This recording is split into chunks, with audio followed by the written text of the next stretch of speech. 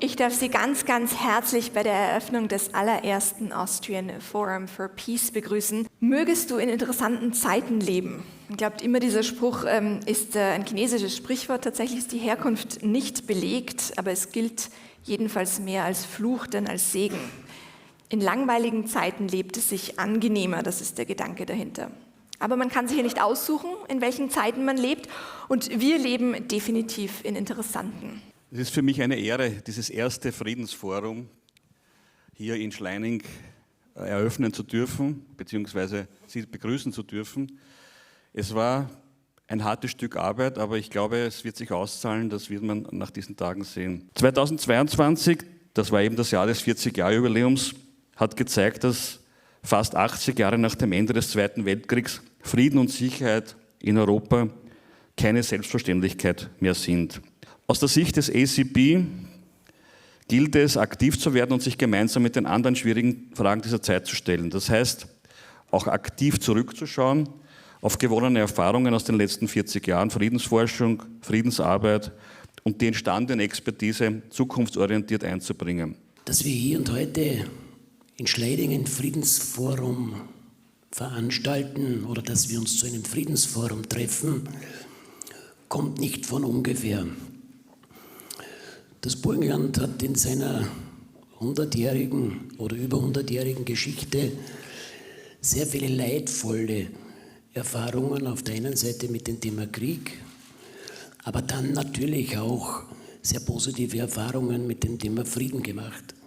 Wir haben es gelernt, einerseits auf Augenhöhe, sich gegenseitig achtend, mit Respekt miteinander umzugehen, weil wir genau wissen, wie wichtig dieser Umgang miteinander ist, um friedvoll, ohne Vorbehalte nebeneinander, auch mit unseren Volksgruppen hier im Burgenland leben zu können. Und es kommt nicht von ungefähr, wenn Sie beispielsweise auf dieses Plakat hier blicken, wenn Sie den Kranich sehen und die Bedeutung dieses Kranichs sich vor Augen führen, der gefaltet wurde 1945 von einem Mädchen in Hiroshima nach Abwurf der Atombomben. Und auch in Schleining ist einer dieser damaligen 1000 Kraniche, die gefaltet wurden, hier beheimatet. Ein Kranich, der irgendwie nach dem damaligen Krieg und Bombenabwurf auch dafür steht, für eine Sehnsucht nach Frieden, für eine Sehnsucht, dass Krieg niemals passieren sollte und für einen persönlichen Wunsch dieses Mädchens, wieder gesund zu werden. I thank the Austrian Forum for Peace for exploring new ideas and approaches to advance in our collective quest for peace. Together, we can chart the path forwards towards a more just, secure, and peaceful world for all. Humanitarian aid, obviously, can never be a substitute for durable political and economic solutions. We are neither peacemakers nor politicians. Yet, principled humanitarian action does have a crucial role to play, not only in alleviating human suffering, but also in helping to pave the way towards sustainable peace in armed conflicts everywhere.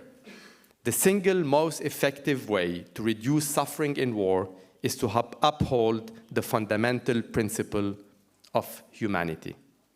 And the most important tool for achieving this is international humanitarian law, which is designed to respect and preserve life and dignity, even in the worst of circumstances.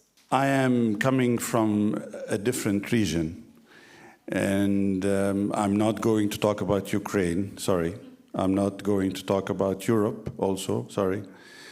The Middle East has long been a region of great strategic importance for both West and East. For us, East-West rivalry is nothing new, of course, with both sides seeking to gain influence and control over our region. The Arabs do not want to take any part in an ongoing global polarization. I guess this is the substance of what I want to say today. This is a thing of the past, It used to happen before, and especially during the Cold War. The present and future are and should be characterized by an open attitude toward all. We need the OSCE and effective multilateralism today more than ever. As we could see, OSCE continues to deliver in times of crisis and war. And of course, it can do even more in times of peace. Therefore, it is our duty to preserve its functions, its tools, its capacity. As chairpersons in office, we are driven by this objective, and we follow our endeavor to uphold our commitments, to preserve the functionality of the organization, and seek avenues to restore a meaningful dialogue. Easy to set, difficult to manage. I unfortunately expect that over the next few years and perhaps even decades, we will see more tensions and conflicts. And already people are talking about, yes, we're seeing terrible things happening in the Ukraine, but perhaps the next stop will be a conflict in East Asia. And so I do think that rather than a more peaceful period, probably what's going to lie ahead in the next few decades is probably more conflict, which makes it even more necessary that we talk about the conditions for peace.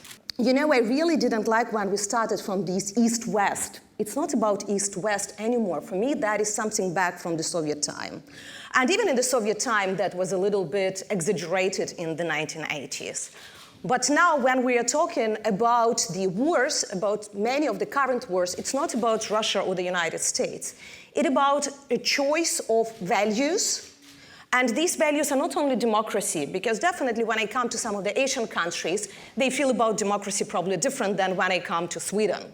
But at the same time, we're speaking about rules-based order. We are speaking about the values of the human life, of the freedom, of the many other things. Peace means, of course, that you do this peace with your enemy. That's the only point of doing peace. And this is almost impossible in a situation when the pain is still going on. There are many challenges. Some of them relate, when we talk about human rights, to the challenges of the future. Artificial intelligence was mentioned by many speakers today. Digital and new and emerging technologies were mentioned. Climate change were mentioned. So the big question where we try to find an answer together with our partners and our friends from the South is how do we make sure that we are fit for these for these challenges? How do we make sure that the texts we have now are fit for purpose? And our answer is they are fit for purpose. What we also maybe should do, and I'm thinking of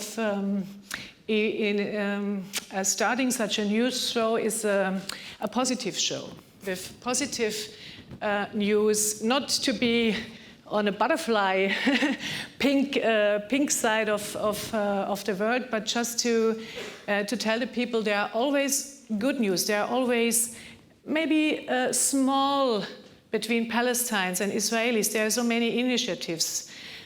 Just to show this, so maybe this is one part we could do as a media.